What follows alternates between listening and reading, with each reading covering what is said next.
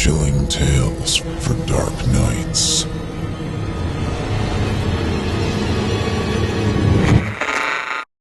The following program is a production of Chilling Entertainment and the creative team at Chilling Tales for Dark Nights, and a proud member of the Simply Scary Podcasts Network. Visit simplyscarypodcast.com to learn more about this and our other weekly storytelling programs, and become a patron today to show your support and get instant access to our extensive archive of downloadable ad-free tales of terror. Thank you for listening, and enjoy the show. Today's episode of the Simply Scary podcast is brought to you by Euphomet. Euphomet is a podcast program about the unknown and our relationship to it, which you can find alongside this show on iTunes and at euphomet.com. Host Jim Perry, along with a group of curious radio producers, are in search of the other side, the thing under your bed, that signal of the unknown, and the true stories behind the strange phenomena that are outside the sphere of popular consciousness. Featuring radio diaries that recount astonishing first-hand experiences, Euphomet attempts to decipher the signal and to decode what it all really could mean. As a special bonus, Jim will be joining me on the show after our first story tonight to discuss a culture, the esoteric, and the enchanted, and tell us a bit more about Euphomet and why this program is the perfect addition to your weekly podcast lineup. Stay tuned. The show is about to begin.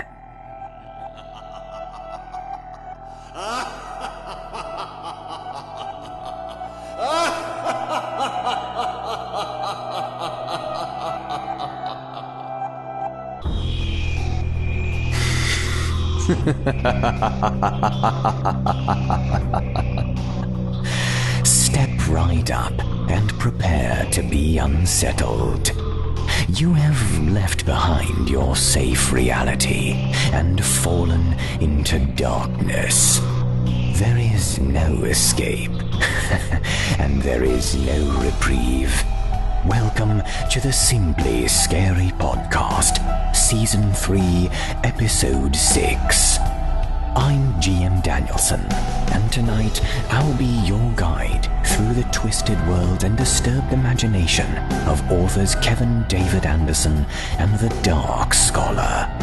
And for our patrons and season pass holders, we offer more than an hour of additional terror, with a tale by Emeryy, performed by yours truly, about a group for which the phrase bad actors is all too apt. And finally, a narrative from Alicia Sarazin, produced as part of previously featured author Megan J. Meehan's recent horror writing workshops. If you or someone you know may be interested in signing up for Megan's future writing classes, contact her at megan@chillingtalesfordarknights.com for more information. Now, it's time for our descent into depravity. So take your seats in our theater of the mind. Have your ticket ready, prepare yourself. The show is about to begin.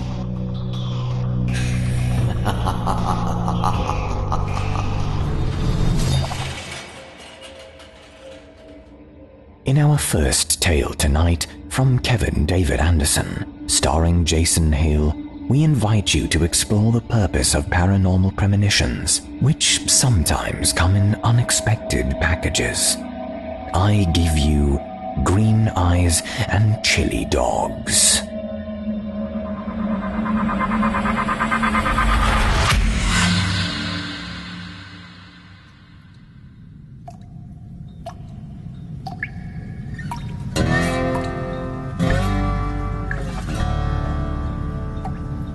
Green Eyes and Chili Dogs.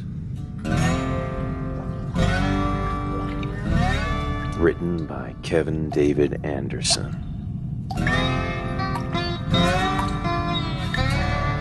Performed here by Jason Hill.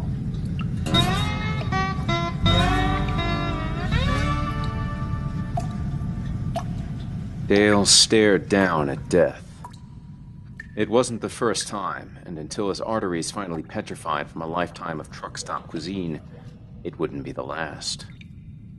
No more than 20, the girl lay on an autopsy table. Not the modern stainless steel variety, but a porcelain antique, with aluminum legs and a drain similar to the kind found in your average bathtub. Dale hovered over the grisly scene. For a few seconds he thought he might be dead too, a disembodied apparition. Then, the chili dogs he had wolfed down a few hours ago started doing unpleasant things to his insides. Even though he gazed down at the young woman, frozen in death during what he assumed was a premature autopsy, it was the chili dogs causing waves of nausea to ripple through him. Swallowing back the discomfort, he reached out for the poor girl. Despite a thick layer of makeup, her face had an innocent, endearing quality. He wanted very much to close those green eyes, give this one some peace, let the ferryman know that she was ready for the final journey, but his hand disappeared into her cheek, emerging out the other side. That's when Dale knew it was simply a dream. It made sense. Most everything was grainy, out of focus, black and white, except for those eyes, those piercing green eyes. He took a deep breath and willed himself to consciousness. Damn it, Dale. Wake the hell up! He opened his eyes, then shut them, stunned by the glare of oncoming headlights. Bringing a hand over his brow, he opened his eyes slowly, like a child cautiously opening a closet door, unaware of what is inside. Hey! Welcome back, sunshine, a burly voice to his left said. Glancing over, Dale saw Earl in the driver's seat of the 18-wheeler.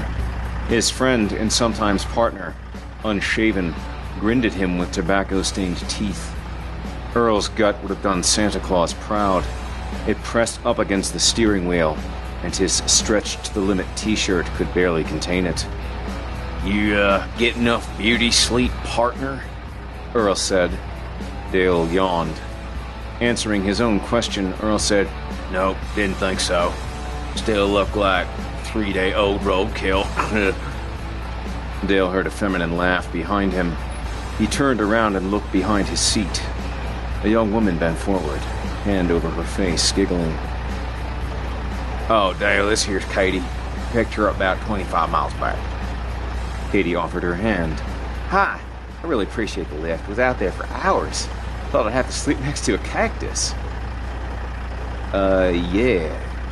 No problem, Dale said, taking her soft hand and gazing into her green eyes. Without letting go, he turned to Earl. Pull over. Earl frowned. What's wrong?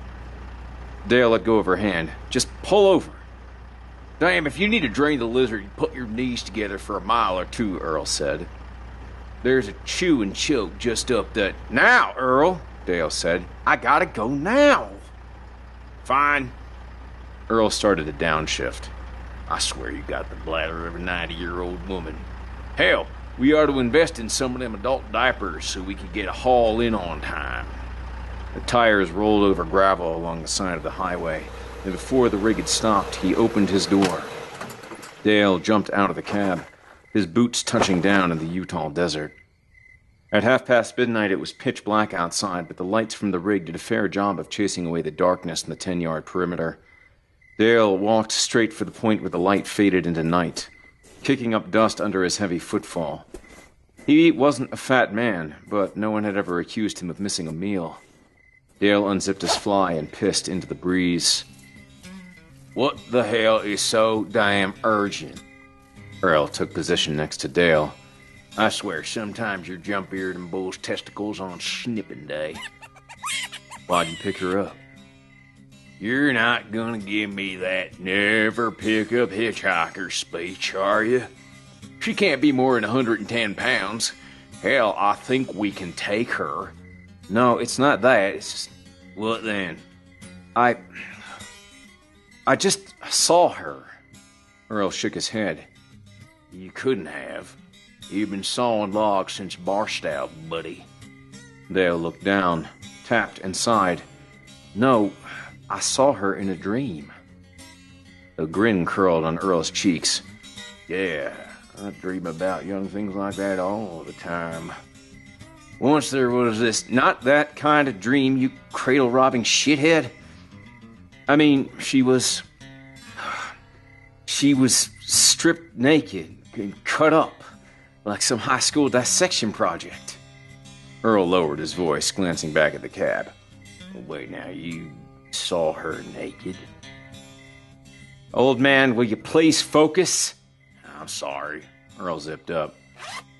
I think she's in danger or something. Dale sighed. It's just a feeling. Earl didn't respond for a few moments, distant crickets filling the silence. Oh, Lord, how I hate it when you get that feeling, Earl said. Well, if she stays with us, I suppose we can look after her. Yeah, I suppose. I hate this kind of crap. Earl leaned close to Dale. Did you get a chance to check out them headlights on her? Dale could picture them, but not at all like Earl probably was. In Dale's vision, her round, perfect breasts were no longer held in place by firm, uncut skin. They had flopped to either side of her chest and rested on blood-soaked porcelain. Jeez, Earl, you're old enough to be that girl's estranged, drunken, perverted, unshaven. Don't even invite him over for Thanksgiving no more, grandfather. Earl raised his voice. Unshaven? He turned his head so Dale could see his face in profile. This is trimmed and deliberate stubble. Earl ran a hand over his cheeks and double chin. I think it makes me look a bit like Ethan Hawke. What do you think? Dale felt vile rumblings deep in his belly, splashes of vomit burning his throat. Hell, I don't know, Earl. When Ethan is in his late 50s and puts on 70 pounds, I'll let you know. If he got moving, he might be able to quell the need to puke, so Dale started walking back to the truck. Oh, Jesus, Dale, can't you ever say anything nice to me? Dale stopped. Damn, Earl is needy. Without turning around, he said, You don't smell like god-awful shit today. How's that? Man, was that so hard? Swear to God, good buddy, getting a compliment out of you is like pulling Siegfried off a Roy. Yeah. Before Dale could take another step, he felt a massive belch ascend his esophagus. He tried to swallow it, but it burned like raw jalapenos. He instinctively bent forward, just in time to avoid puking on his boots.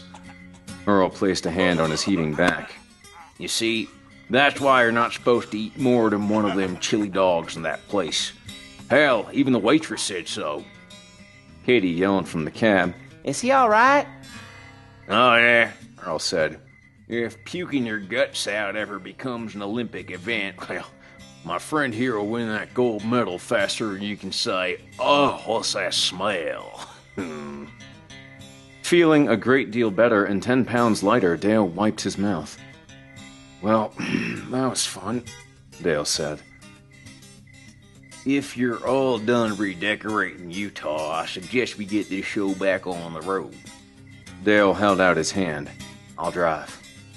Earl pulled out the keys. All right, but be gentle with her this time. Ma Rig's a Peterbilt lady. Unlike that Mac whore you tool around in. Earl was baiting him into another smack-talking session over whose truck was superior, but he wasn't in the mood. His throat burned like hell. Every breath he took reeked of chili, and there was a girl in the cab he could easily picture with her chest cracked open. He just wanted this run to be over. Dale sparked the engine back to life while Earl let out a long belch. The unwelcome odor of chili filled the cab. Earl rubbed his belly and made a sour face. How many of those chili dogs did you have? Just one, Earl said. Well, Dale said, pulling back out onto Interstate 15. It's probably going to take a little longer. No, sir. Earl shook his head. I ain't puking. Only the girls puke. No offense to either of you. Katie chuckled behind them. So, where are you headed, Katie? Dale asked. Back home, she said. Salt Lake City. Christ, Dale thought. Few places on the planet gave Dale the willies, but Salt Lake City always made his hair stand on end. Even in broad daylight, the city just seemed off-kilter. All the streets spun out from the cathedral like spires in a web, trying to snare a meal for some unseen spidery god. So, do you guys drive together all the time? Katie asked. I mean, I've seen truckers ride together before, but it's usually man and wife team. Oh, unless you guys are... Detecting apprehension in her voice, Dale said, "Are what?" Well, I don't judge or anything. Her voice quivered.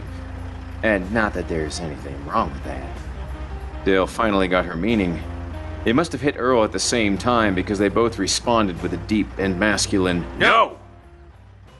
God, no, Dale continued. In the rearview mirror, Dale saw Katie wave her hands as she said, Like I said, not judging. Earl laughed, then belched. Dale fanned the smell of regurgitated chili with his hand. "Will you stick a cork in it, brother? Jeez." Earl rubbed his belly. "Better out than in." He turned around. "You see, Katie, we're just doing a double haul. Did you notice we got 2 trailers hooked together?" Yeah, Katie said. the one on the end is his." Earl gestured to Dale. Sometimes cargo needs to get from LA to Chicago in an awful hurry. Just one driver, that could take nearly 3 days if a driver is obeying the law. 2 drivers, Dale and I can go straight on through, cutting the time in half. "Get there faster," Katie said. "And pays triple." Earl grinned. The headlights lit up a sign, which Dale squinted to read. Salt Lake City, 12 miles. Earl leaned toward Dale. "She thought you and I were, Yeah, I got it, Earl," Dale snapped. Earl sat back up straight. If I swung that way, I could get someone prettier than you, I think." He turned to face Katie. "Don't you think I could get someone prettier than them?" Katie laughed. "I don't know, maybe." "What do you think of this stubble?" Earl said. "Think I'll look a bit like that Ethan Hawke?" "Oh yeah, a bit," Katie said. Earl turned toward Dale. "Told you." Good God, Dale thought. Dale contemplated driving into a set of oncoming lights. "So, Katie," he said, catching her gaze in the rearview mirror, "what brings y'all home?" "Oh," she slumped back into her seat. "My mom called me. Wants me to help with Billy, my younger brother." "He's sick?" Dale asked. "No, just acting funny." Earl turned around. "Funny how?" "Ever since he graduated from high school, a couple months back, he just sleeps all day." "Oh, hell," Earl said. "That's just being lazy. Post-graduation syndrome." "Oh, it's not just that," Katie continued. "Mom said he never eats anymore. He's turned pale and thin. And when he does go out, it's only ever after dark." A chill crawled up Dale's spine. He glanced over at Earl, who was looking back at him. Dale could tell they were thinking the same thing. "Mom says his whole personality's changed, like he's a different person. And he has this new group of friends Mom's never seen before." Katie paused. Dale met her gaze in the mirror. The luster of her green eyes faded. Katie shrugged. "I don't know. Mom thinks that I can talk some sense into him. We used to be close." Mentally, Dale kicked himself. There was, in fact, a silver cross in the glove box of his truck, kept for just such an emergency. But they weren't in his truck. They were in Earl's. Dale had no idea what implements Earl kept on hand beyond a Bowie knife. One as big as a machete, but still. Katie rested her elbows in the back of their seats. "Hey, listen. You guys have been real nice to me. I'm sure my mom wouldn't mind if you wanted to come in for a minute. Use the facilities, grab a bite to eat." Earl let go with another belch, patting his stomach. Nothing to eat, thank you, but I could certainly use a quick shower." "Ah, sure," Katie said, turning toward Dale. "How about you?" Dale sighed, wishing he were still asleep. "Well, how about it?" Earl said. "Sure, why not?" Dale said, putting on the turn signal. He eased the rig over, taking the first exit into Salt Lake City. A few minutes later, they parked on a faintly lit suburban street.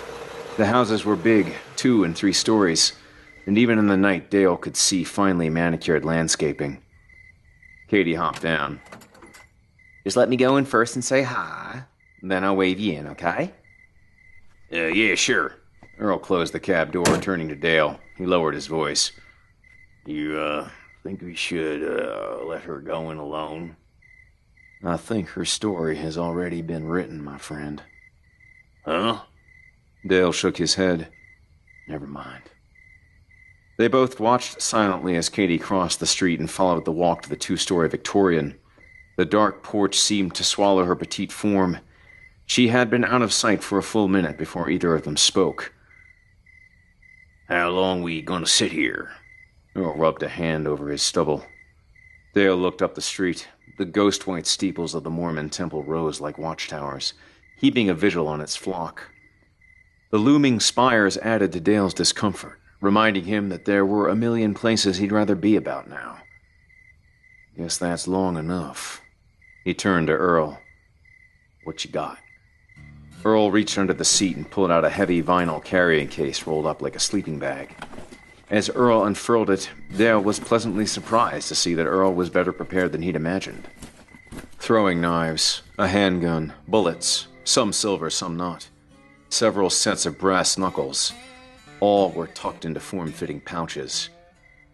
"I'll take the .38, Dale said, removing the revolver. He flipped open the carousel, checking to see if it was loaded. It was. As he tucked the gun in the small of his back behind his belt, Earl pulled out 2 throwing knives and shoved them in his back pocket. He reached under the seat again and came up with a Bowie knife cradled in both hands. Dale smiled as he read the large inscription on the blade. Betsy. "You ready to go to work, old girl?" Earl said to his knife. Dale slapped Earl's arm. "Come on, old man."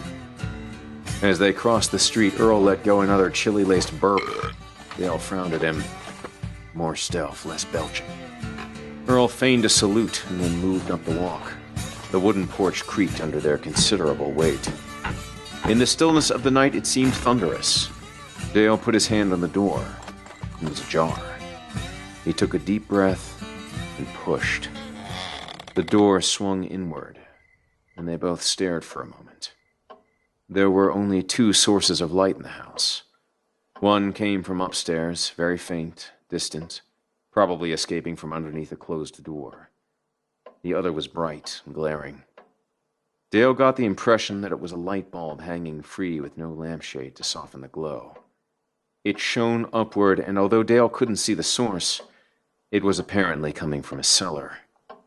Gesturing with Betsy, Earl said, "Age before beauty." Dale moved inside. His boots made no sound as he stepped onto a thick throw rug. Following his instincts, he headed toward the cellar, motioning Earl to follow. The cellar light at the end of the wide hall illuminated family photos on the wall. Dale recognized images of Katie with someone he assumed was her younger brother. The siblings were pictured at different moments in their lives: elementary school, soccer team pictures, proms. As he moved down the hall, taking in the images was like watching them grow up. When Dale reached the cellar entrance, he glanced back at Earl before he started his descent. He had no doubt that Earl would always be there, covering his back, ready to take on whatever horror awaited them. But he still felt the need to check. They both took a deep breath, and then they descended. Midway, Dale hunched to get a better view and caught sight of 4 aluminum table legs sitting dead center on the cement floor. With one more step, he saw the white porcelain of the autopsy table. He paused for a moment and closed his eyes.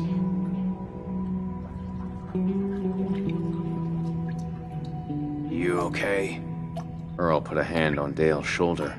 Dale nodded, swallowed hard, and opened his eyes. Stepping onto the cellar floor, each moved to opposite sides of the porcelain table. They stared down at Katie and her green eyes.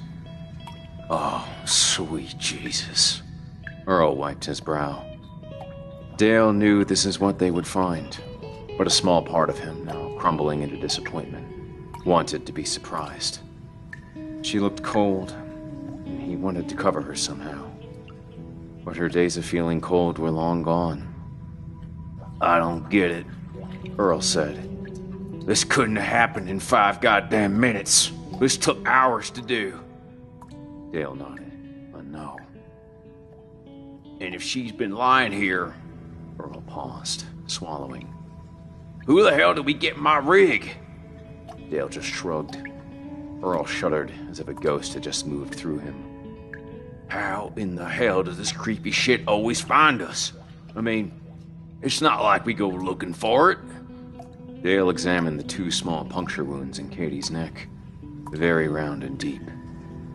We're just lucky that way, I guess. So what now? Earl said.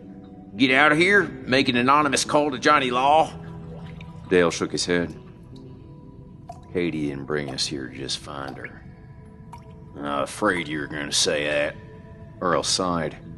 So, what's the plan? We check the rest of the house. We don't find nothing, then we wait. Great, Earl said. I always want to tip... They both jumped as an old rotary phone mounted on the wall began to ring. Dale pointed the .38 at the phone, his finger wrapped tightly around the trigger guard. Upstairs, at least 4 other phones were ringing in unison, some with electronic bleeps, others with traditional rings. After the 4th ring, Earl said, are you gonna shoot the phone? Dale rolled his eyes and lowered his pistol. You want I should get that? It might be our bad guy calling to say hey. Earl grinned. Before Dale could respond, the ringing stopped. It didn't stop because the caller had given up, terminating the connection. It stopped ringing because someone answered it. Dale and Earl exchanged silent, wide-eyed glances. Someone upstairs, possibly on the 2nd floor, had picked up. And Dale could just make out a male voice filtering down through the still house. No, I was just getting a little rest, the voice said. I can't wait to be with you again, my beloved. Dale heard feet slap down above as if someone was getting out of bed. Or possibly getting out of a coffin. Yes, and it did take a long time, the voice continued. Mother, too. But it was well worth it. They just tasted divine. Like black roses harvested from the soil of a graveyard. Heavy steps moved above. The footfalls began descending and the voices grew louder. You did? The voice sounded excited. Oh, how delicious. Dale motioned for Earl to take position under the stairs on the right. Dale stood to the left. The voice was now at the top of the cellar stairs. The words were crystal clear. Until we are together again, my dark princess. For I am but only half a demon without you. Dale had the nauseating feeling of listening to a horror romance novel on tape, complete with cheesy goth dialogue. Worst of all, he was almost sure what the creep would say next, and he cringed at the thought. Don't say it, please don't say it. You complete me, the voice said at the top of the cellar stairs. God, I can't wait to kill this sumbitch. Dale heard the soft bleep of a cordless phone being switched off. Then heavy footsteps shook the wooden stairs as the man descended. Dale pressed himself against the wall, sucking in his gut. Earl did the same with little effect. A dark figure stepped down onto the cellar floor, a black silk cape trailing behind him. Shoulder-length hair the color of midnight swayed with the creature's movement as it approached Katie's still body. He reached out a bony hand and caressed her dead cheek. We still have so much more to do, my sweet sister. The monster was Katie's younger brother, Billy. He moved to the other side of the table, his ebony eyes aimed at Katie's dead green ones. We've only just begun this journey, you and I. Together we will explore passions only dreamt of. Earl interrupted the bastard's monologue with a loud, unrestrained belch.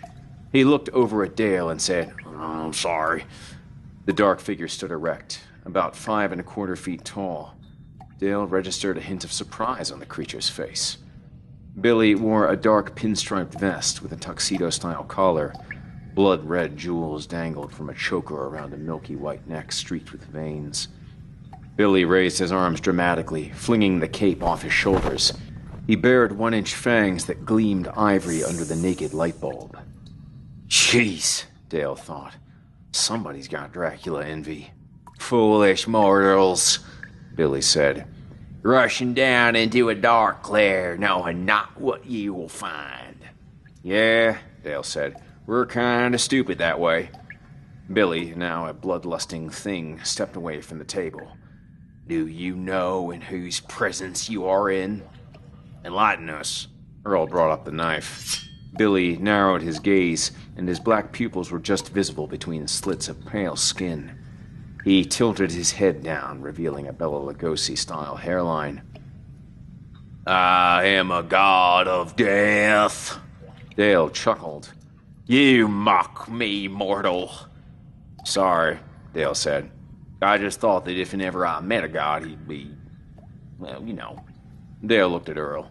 Well, help me out, buddy. Taller, Earl said, raising an eyebrow. Yeah, Dale agreed, taking aim with a .38. Taller. Billy hoisted his arms like a Shakespearean thespian demanding the audience's attention. Like the night I am forever, long after your bodies have been reclaimed by the cold earth, I will continue in the darkness, forever employed by death, draining the living for my unending journey through time. I am eternal. I am the night. I am forever. Dale shot Mr. Forever through the forehead. Billy fell back against the wall and slid downward. Like a slug, he left a thick, pulpy trail. Astonishment was chiseled on his dead features. Earl moved fast for a man his size, approaching Billy's body. He knelt down and looked as if he were going to poke the body with Betsy. Easy, Earl. Dale kept the pistol trained on Billy's unmoving chest. That ain't always the end of 'em. Careful is my middle name. Earl brushed the blade across Billy's cheek. Dale lowered the gun. Your middle name is Marion. Now, I told you that was confident. What the hell? Earl rotated the blade, revealing a dull white substance on its edge. A flesh-colored spot had appeared where Earl had scraped the knife.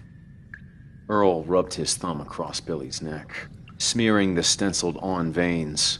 His thumb glistened with makeup. Y'all gotta be kidding me.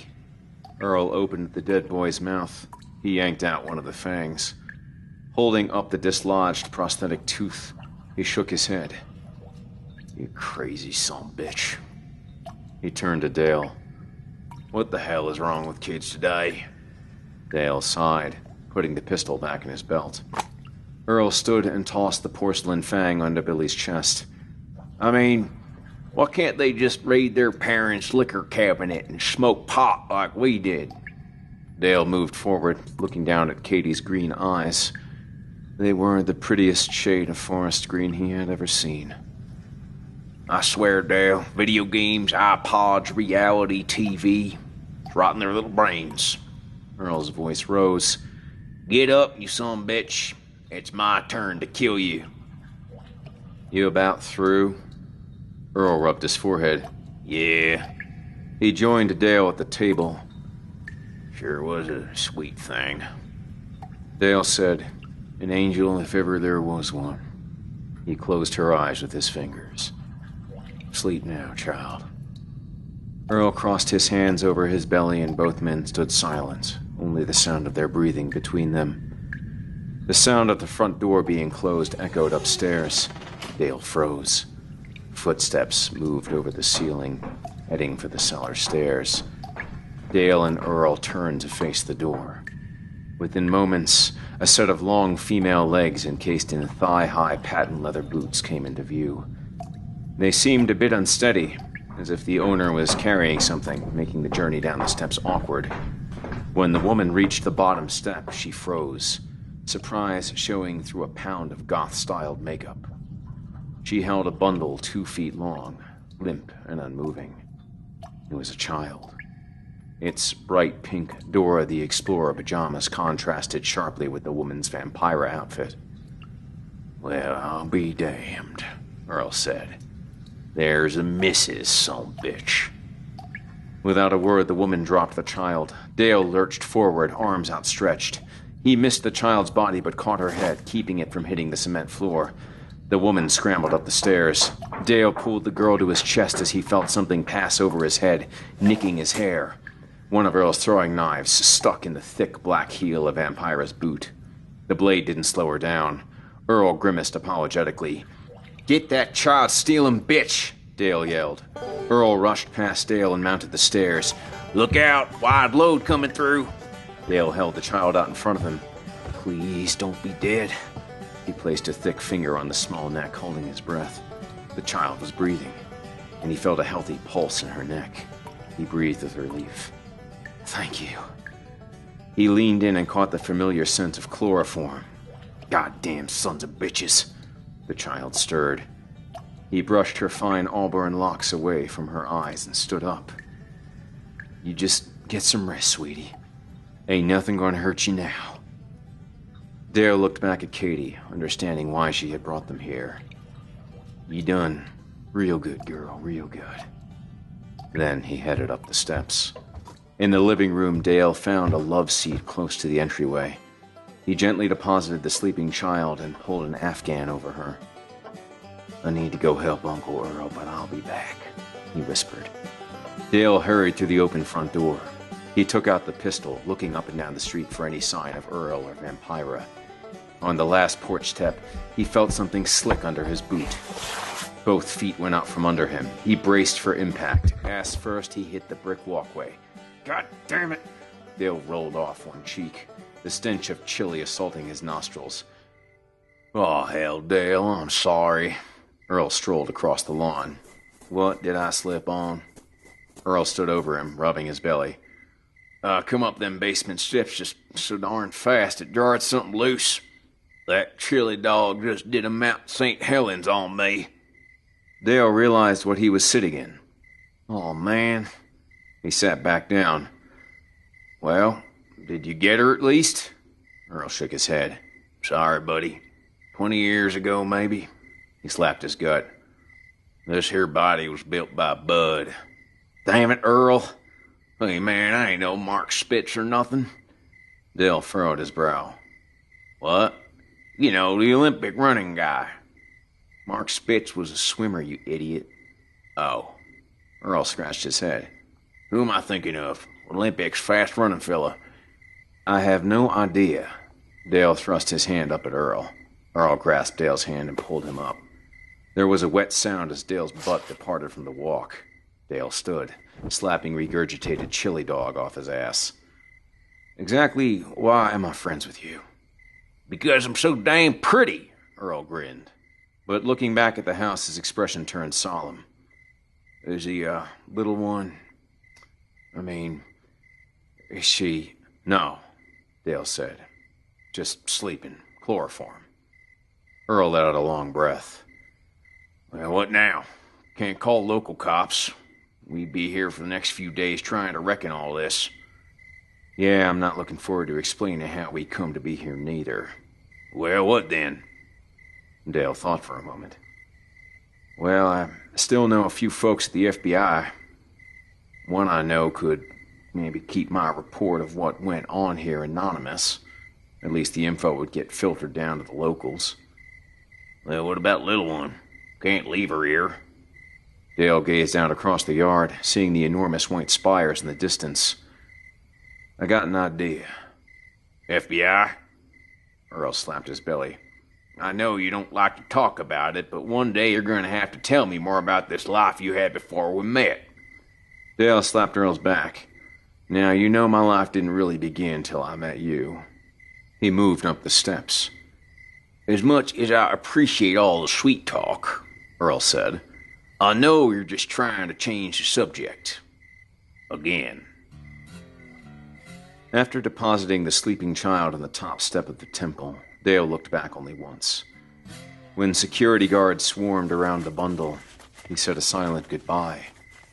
Dale made his way to where Earl waited in the truck, engine humming. He hopped into the cab. "Everything go all right?" Earl said. Just fine. Earl turned the lights on as the truck began to roll forward. If I might make a personal observation, good buddy. Dale buckled up, sighing. If you must. For a man as religiously void as yourself, that was a very spiritually insightful thing you just done. Dale folded his arms and sank into his seat. Will you please just get me the hell out of Utah? Suits me just fine.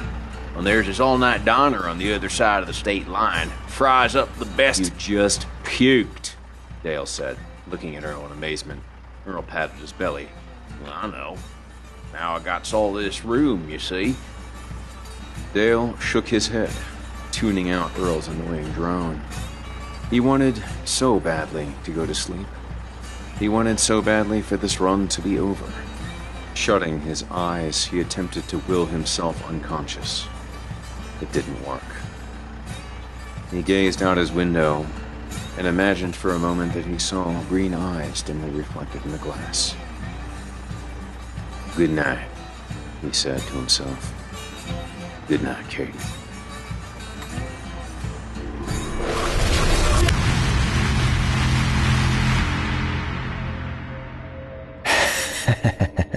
I hope you enjoyed Green Eyes and Chili Dogs by author Kevin David Anderson. For more about Kevin and his other short stories and novels, visit his author page today at simplyscarypodcast.com. Up next, we'll bring you our own nightmarish version of the never-ending story. But first, I'd like to welcome to the program Mr. Jim Perry, host of the Euphomet podcast.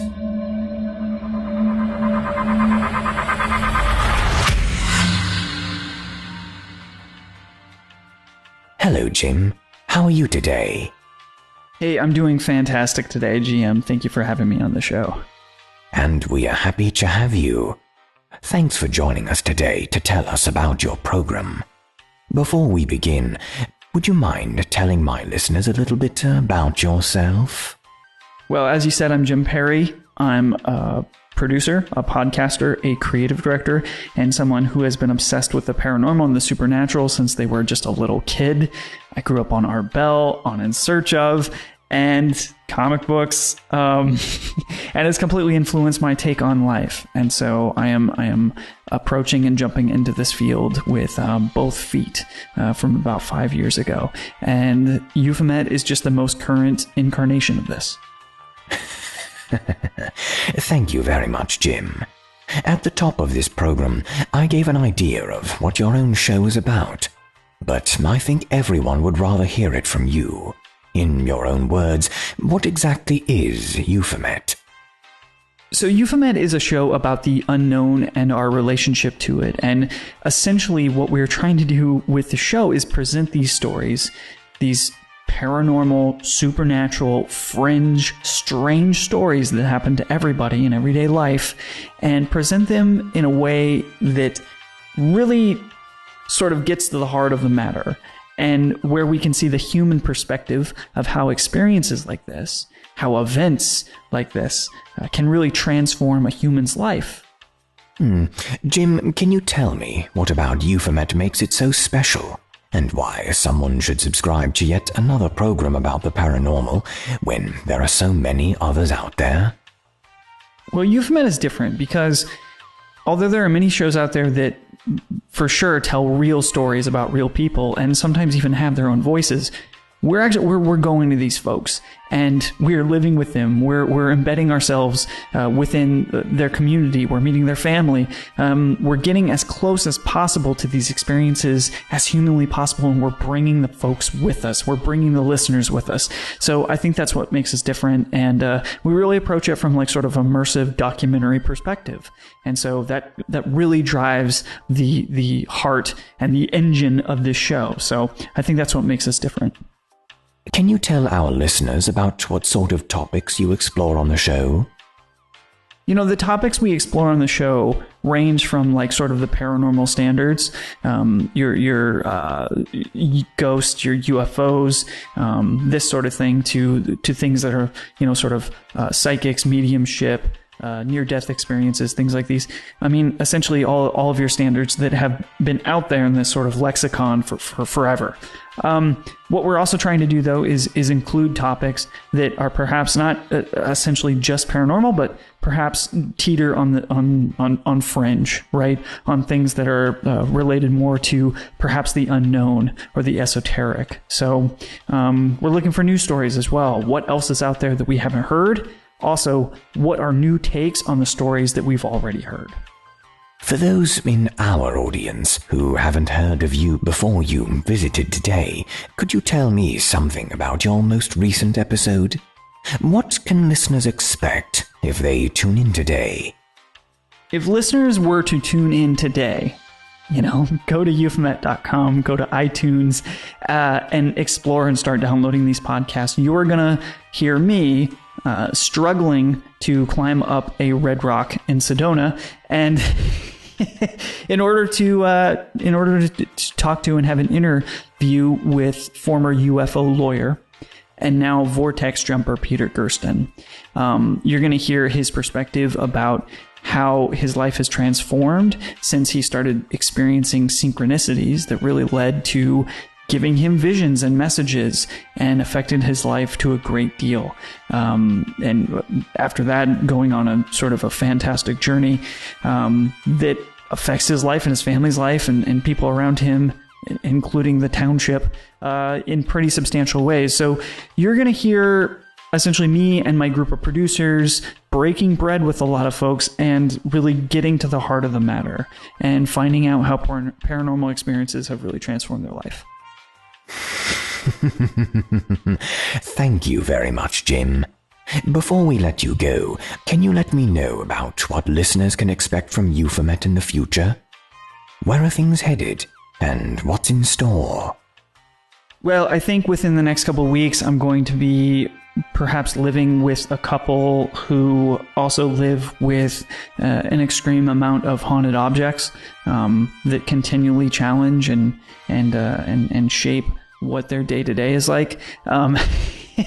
And essentially getting myself into all sorts of sort of strange adventures that I think the listeners will be captivated by, that I can experience for them. And you can just experience it or expect more of that. Jim, thank you so much for joining us today to tell us about Euphomet. Thanks so much, GM. Cheers. You can find Jim Perry and his program at euphomet.com, on iTunes, and via your podcast app of choice.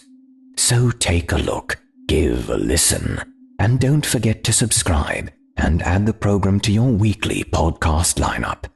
You won't regret it. In the meantime, we've got some more terrifying tales for you, so brace yourself for the sort of chills only we can provide.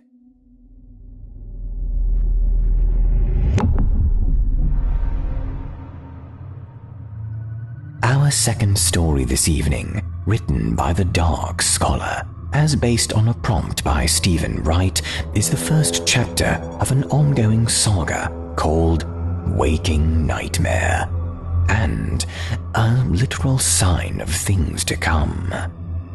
Waking Nightmare, presented by our friends at Chilling Tales for Dark Nights and featured on their YouTube channel, explores what happens to an unnamed gentleman after he wakes to find himself in an unusual place, with no idea how or when he got there, or how to escape.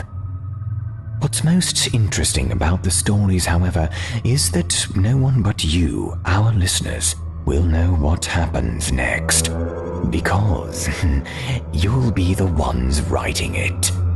That's right. Every chapter which comes next will be written by you, the members of our audience. To help contribute to the series, simply listen to the first chapter, and when it's finished, write the next and post it in a comment on the Waking Nightmare Chapter 1 video, now live at Chilling Tales for Dark Nights. See the video description there for detailed instructions. Each episode will allow 1 week for submission and voting. and the next chapter with the most upvotes will become official and be produced as the next installment. And the best part yet, each chapter will provide another opportunity to decide what happens next, and another chance to win. So settle in and enjoy this first chapter of our unlucky protagonist's sinister saga. And when you're finished, go ahead and submit a chapter of your own for your chance to have your tale added to the series. Without further ado, I present to you Chapter 1 of Waking Nightmare, narrated by my personal friend Dr. Creepin, and featuring Jason Hill and Kristen Holland.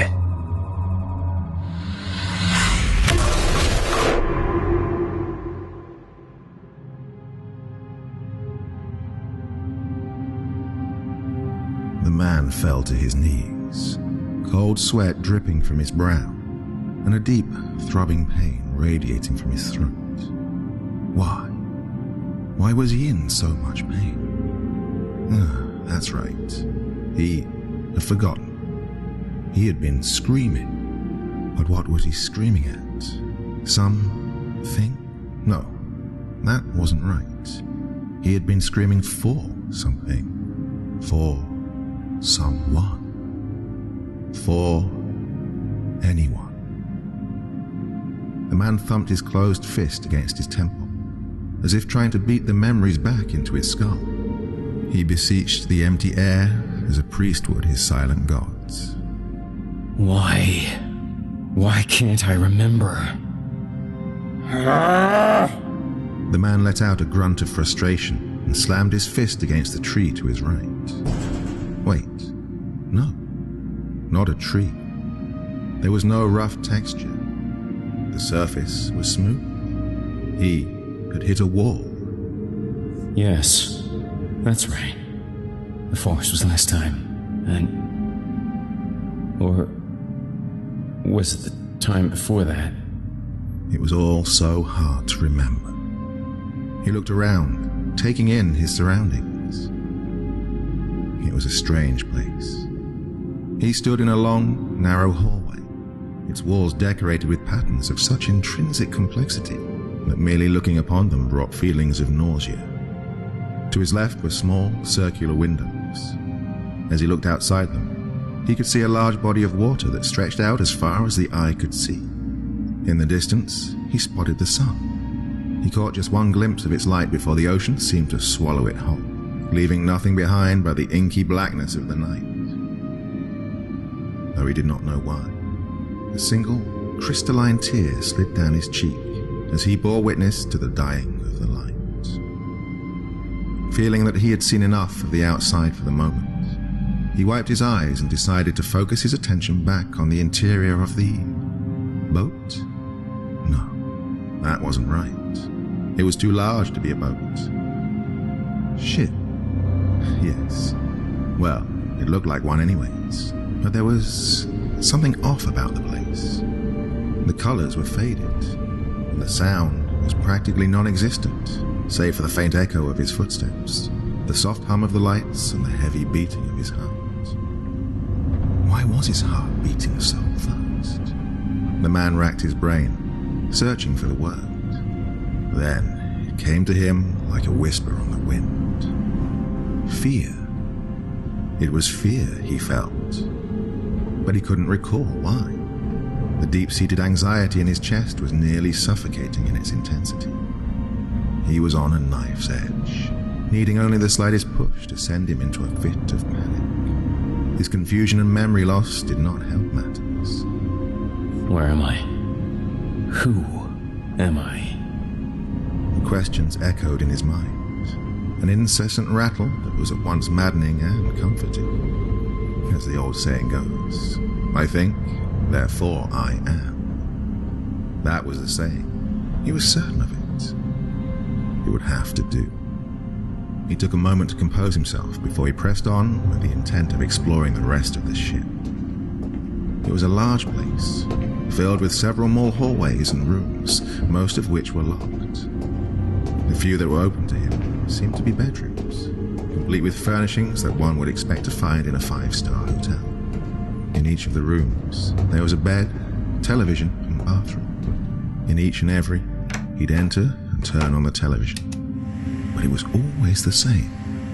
Nothing but the snowy image of static greeted him. He shut his eyes and gritted his teeth as he listened to the constant sound of static for the umpteenth time. Then, he hoisted the TV up and hurled it across the room, shattering its screen against the wall. The static did not cease. In fact, it only grew louder, its sound slowly increasing in volume until it turned into an all-consuming screech.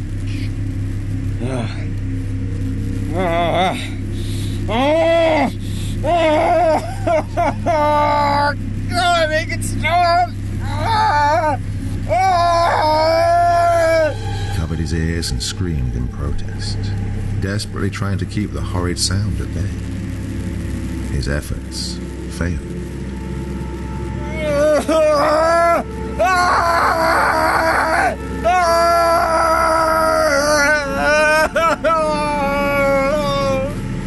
The screech became more and more intense by the second. It grew sharper and louder with each passing moment, drowning out the man's wails of pain. The lights around him began to flicker, and the shadows they cast seemed to be closing in on him as a predator would with their cornered prey. Then, suddenly, the noise stopped, leaving behind an amplified silence. The lights returned to normal, and the shadows returned to their usual form. The man looked around the room, completely dumbfounded by what had just happened. He began to question his very sanity. This can't be happening. It can't be. It just can't be. Then he noticed an irritating sensation whenever the fabric of his shirt brushed against the skin of his right arm. It felt like it was covered in fire ants. He raised it into the light so as to get a better look. That's when he noticed the blood. Damn. With a curse, he made his way to the restroom, turned on the grey light and yanked up his shirt sleeve. Then he saw why he was bleeding. There, etched into his skin, was a message. But it was no ordinary wound, where one would expect to find perhaps some ghastly reminder of some unfortunate accident, was instead evidence of the injury being self-inflicted. The proof was in the message the wound conveyed. There, carved into his very epidermis, were the words, "Don't die. Don't sleep." The man yanked up his other sleeve, looked at his other arm and saw a long, deep incision that stretched lengthwise along his veins. I did this to myself? He looked into the mirror above the sink and saw more. So much more. His face was a mess of scarred tissue, a veritable patchwork puzzle of burns and cuts that showed a picture of pure hatred. Hatred against him. Who would do this to him? And why? He would not, could not believe that he'd do such things to himself. So somebody else had to have done it. He touched his throat, felt the thick, smooth skin that ran across his jugular. He tore open his shirt and beheld several more scars decorating his body. A few showed signs of being self-inflicted. Others did not. All across his skin, he could see reminders of the horrors he'd been put through. He saw evidence of fatal knife and gunshot wounds. These, while unpleasant to see, were far from the most disturbing things he noticed. Upon the left-hand side of his torso were what appeared to be teeth marks. But they were teeth unlike that of any creature he knew of. The very size and unnatural shape of the scar made him shiver at the very thought of the pain such a wound would have inflicted. For once, he was almost grateful for his loss of memory.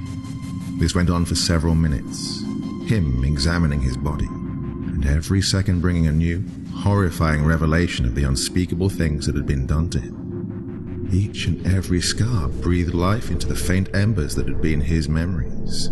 Fleeting images, sounds and sensations came to him with every new wound he discovered. The gnashing of teeth, the tearing of sinew, the screams of pure agony. Then, just as quickly as the flashes came, they were gone again.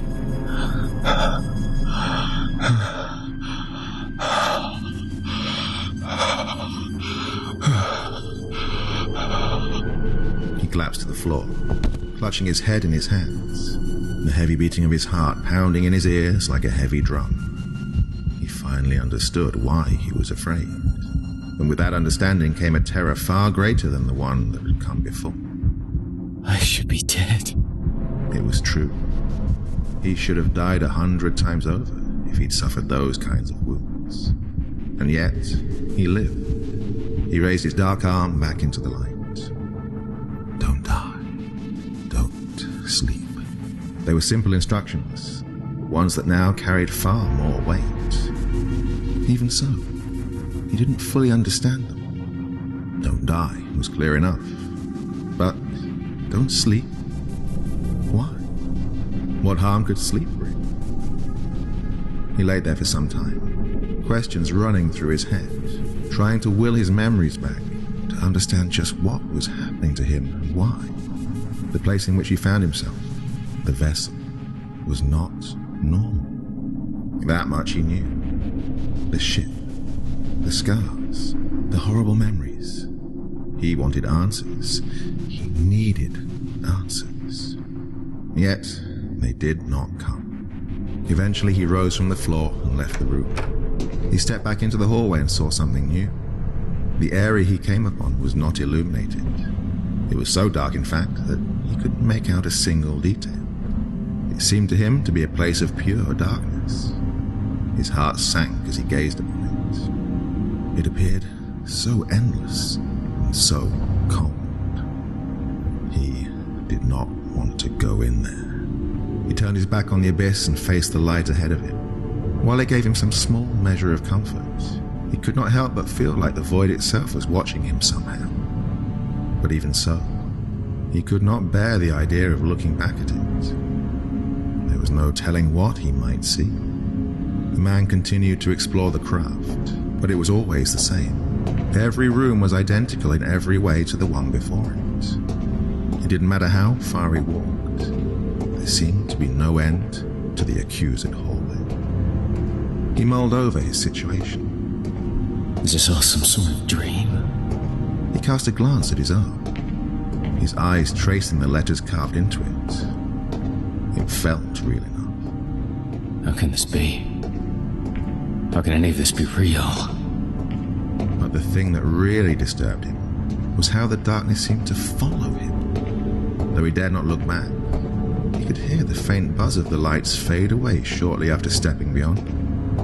It reminded him of the final sound a cicada makes just before it dies. He gave up on searching the guest rooms. There was no point. It was the same. It would always be the same. All he could do was move forward and wish, pray, for salvation. And so he did. For hours he wandered the accursed ship, following the maze-like path of the seemingly endless hallways until he collapsed once again out of pure exhaustion. He could go no further. He was tired. His back and feet ached.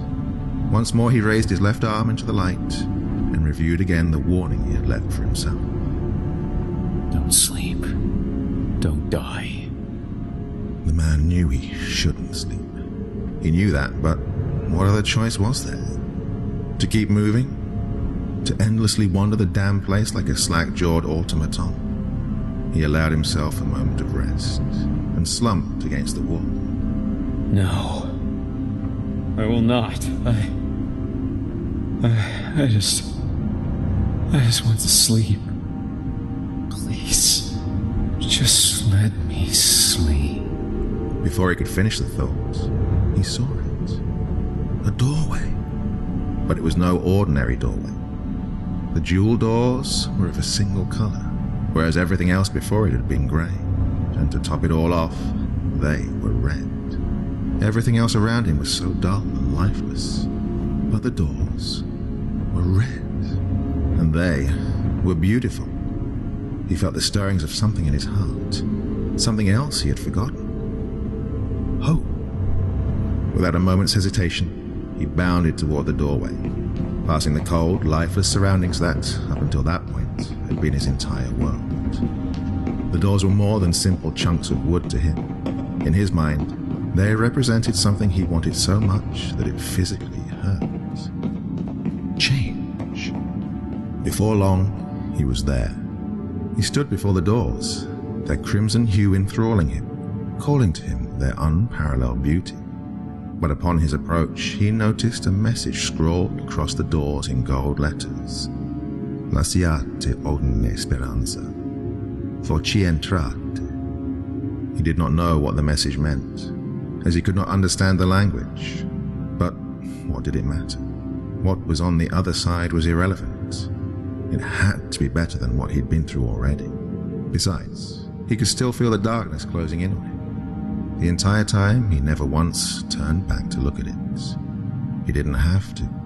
He could feel its chill as it inched closer and closer to him, and he would be damned before he'd let it take him. He pushed at the doors with all of his might, and he fell into the next room. With a heavy groan, the door shut behind him.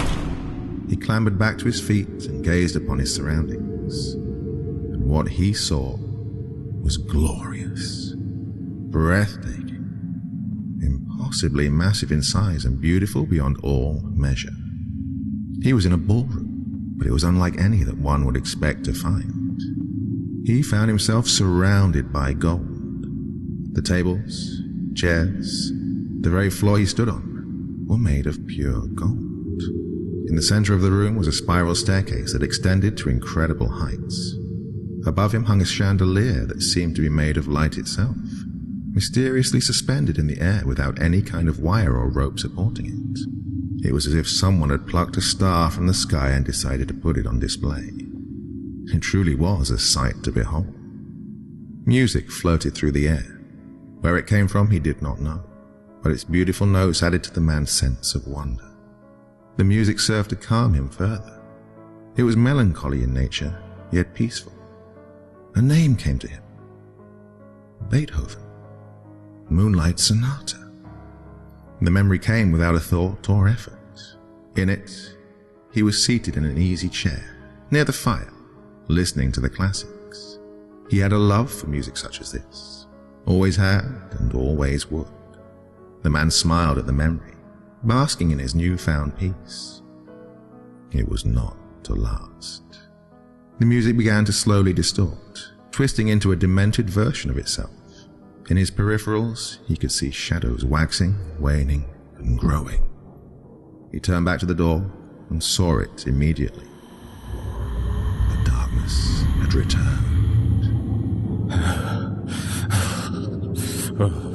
It was seeping through the edges like oil. It crawled along the walls and floor, melding with the shadows cast by the star above.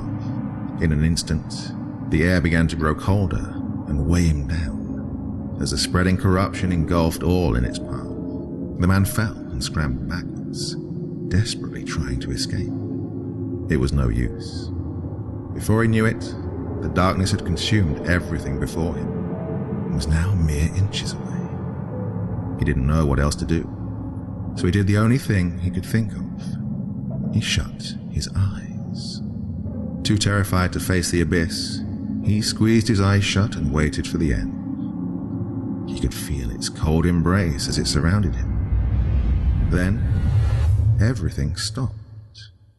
All sound ceased. The music stopped. At first, he was grateful for the silence, until he realized it was all that was left, aside from the sound of his shallow breathing. With the loss of the music, the reality of his situation truly began to sink in. He was alone and afraid in the dark, with nothing but his thoughts to keep him company. This isn't happening. It can't be happening. Can't be happening. Can't be happening. He repeated the words like a prayer, even as the all-consuming cold numbed his fingers and reduced his breath to foam. He did so until the sound of footsteps pulled him from his reverie. Instinctively, he opened his eyes so as to identify the source of the sound. He immediately regretted doing so. He saw things in the dark. Impossibly tall creatures with gangly limbs and crooked faces. Their eyes were nothing more than holes that seemed to somehow hold a void deeper and darker than their surroundings. They stared at him silently, never moving, never breathing, only staring. They had him surrounded, and there were so many of them, too many to count. The man cowered at the sight, shrinking to try and remove himself from their presence as best he could. He was terrified beyond all measure, more than ever before. He wasn't even afraid that he was going to die. He was afraid of the alternative. He was afraid of what the things had in store for him. Then he whimpered a single word. Please. Please. This seemed to please the creatures, as their crooked mouths twisted into hideous smiles that only intensified his fear. Slowly, silently, the mob divided itself, exposing the large doors he'd used when he initially entered the room. Unlike before, they were now open, and what he saw chilled him to his very core. His brain lurched, unable to comprehend, much less accept, what he was seeing. At times it resembled a wolf, only much larger and twisted in nature. At others, its form was simply incomprehensible. Demon. Demon was the only word that came to mind when he saw the creature. The sounds it made, words could not describe. However, its teeth were its most disturbing feature by far. He recognized them. More memories of ripping and tearing flashed through his mind. It was at that moment he knew. The creature before him was the one who hurt him, and crept slowly towards him. Its heavy footsteps echoing in the massive room. Its eyes locked on his, seemingly daring him to run. And so he did. With the speed of hunted prey, the man turned and ran further into the darkness. With an ungodly roar, the demon gave chase. The beast tore through the tables and chairs with alarming speed. The man had never imagined such a big thing could move so quickly. He ran. He ran until his legs burned and his veins pumped acid, and still he kept on running. He could not let the monstrous thing catch him. No matter how much his body protested, he knew whatever pain he felt in that moment was nothing compared to what he was about to do to him. Somehow, he knew this from experience. As he ran from the creature, memories of their past encounters flooded his mind. The breaking, tearing, and chewing. Its demented laughter in response to his cries for mercy. He always ran from it, and it always caught him. Now he ran again, hoping and praying that he'd find some way to escape this time. Please, God. God? There is no God. There is only you and me together forever.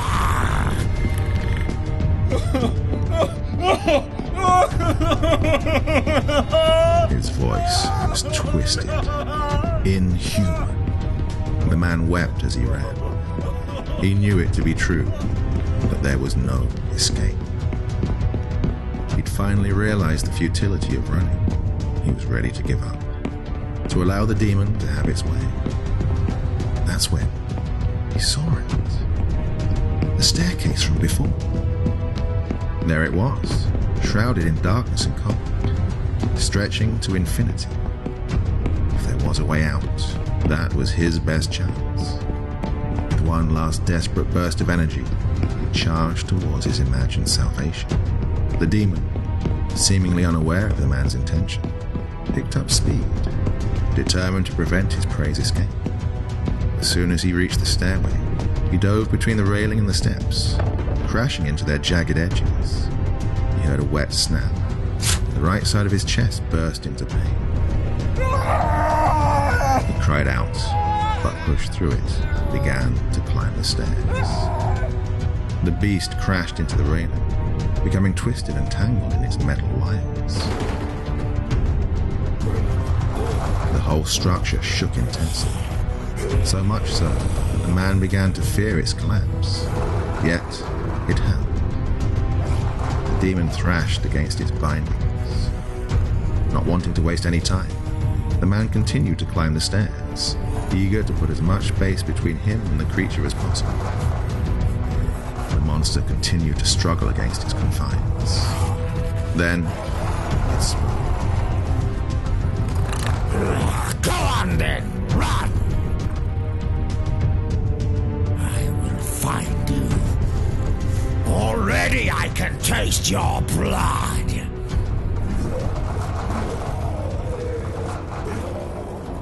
The man continued to climb the stairs. He ascended farther and farther until even the beast's wild howls began to fade into silence. Soon, he was alone again. Nothing but the cold dark and the pain in his side to keep him company. But even so, he continued his endless ascent, climbing higher and higher. Before long, he began to lose hope of ever leaving the dark behind. Just then, he spied a faint glow above him. At first, he didn't believe it, chalking it up as another trick of the mind. But no, what began as a speck grew larger as he approached. Before long, it bloomed into a night sky full of stars. At last, he approached the top of the stairs. As he stepped out onto solid ground again, he allowed himself a small measure of relief. He looked around and realized that he was on the deck of the ship, though it was too shrouded in darkness. The atmosphere felt far less heavy. Its weight felt far more natural than that which he had left behind. He looked up and saw streaks of light dance across the night sky. They were beautiful, and the temptation to lose himself in their beauty was present. But by that point, he had become far more cautious than he ever had been before. Nothing about the vessel was as it seemed, and he would not allow himself to be tricked so easily again. He took the time to explore the deck, taking in its surroundings. Other than the stairway he left behind, there seemed to be no other entrance into the ship.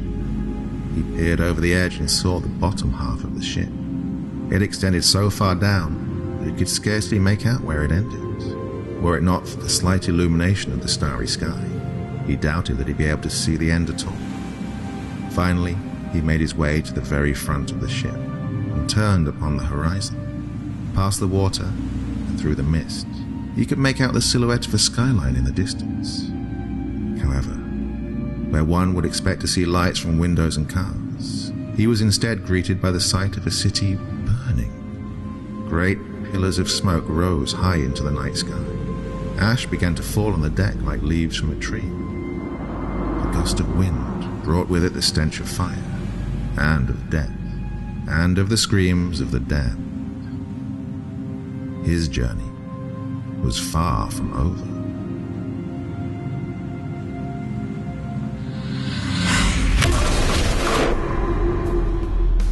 This is GM Danielson, thanking you for joining us once again for tonight's celebration of the sinister. Thanks again to today's sponsor Euphomet for their support of this show, and your host Jim Perry for joining us on the program.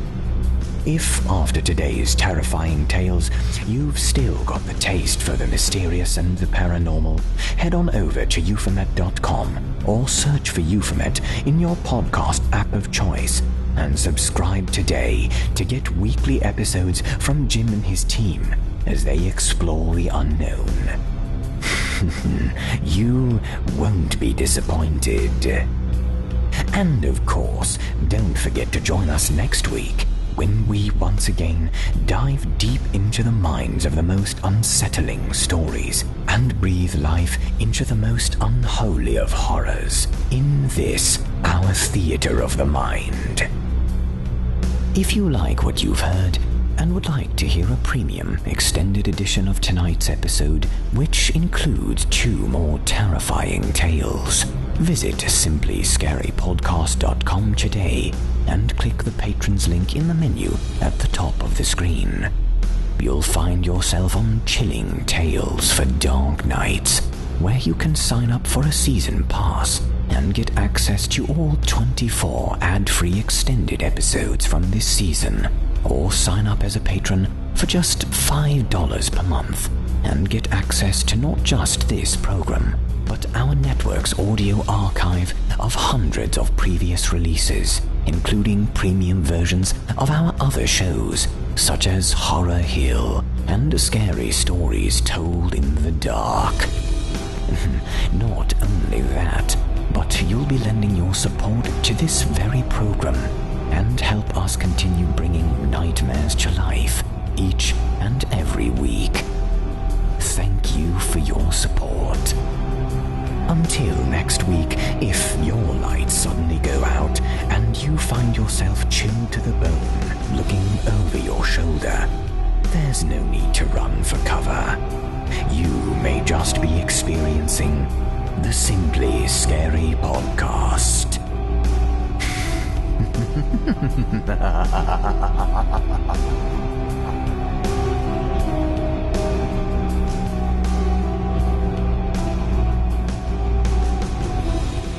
Thanks for listening. I'm Steve Taylor, and you've been listening to the Simply Scary Podcast, a production of Chilling Entertainment and the creative team at Chilling Tales for Dark Nights, and a proud member of the Simply Scary Podcasts Network. Visit simplyscarypodcast.com today to learn more about our network and our other amazing storytelling programs. Tonight's episode was written by Craig Roshek and performed by special guests Jason Hill, host of the Horror Hill podcast, and Otis Gyrie, host of Scary Stories Told in the Dark. Visit us at chillingtalesfordarknights.com today to support this program by becoming a patron. In addition to helping us out, you'll get exclusive access to premium extended versions of our episodes, our audio archive, and ad-free downloads of all of your favorite stories, including those you've heard today. The host of the Simply Scary podcast is GM Danielson. Selected stories have been adapted with the kind permission of their respective authors. Original music for the program was produced by Luke Hodgkinson and Jesse Cornett. Sound design and final mixing and mastering are overseen by the executive producer and director Craig Groshek, with production of individual stories by members of our talented sound design team. Artwork for the show's episodes by David Romero. For more information about the authors, performers, and artists involved in the production of this and our other episodes, visit our website today. Got a scary story of your own that you'd like performed? We take submissions. Email it to us today at submissions@simplyscarypodcast.com to have your terrifying tale considered for production in a future episode of this show. If you enjoyed what you heard on tonight's program and are joining us on your favorite podcast app, subscribe to us to be sure you never miss an episode, and leave us a 5-star review and a comment. Your feedback means a lot to us. You can also follow Chilling Tales for Dark Nights on Facebook to connect anytime and get the latest updates on this and our other programs. If you're listening on the Chilling Tales for Dark Nights YouTube channel, hit the subscribe button and the bell notification icon to get more spooky tales from us and another episode of this program each and every Tuesday. And don't forget to hit that thumbs up button and tell us how we're doing and leave a comment. Until next week, listeners, turn off the lights and turn on the dark.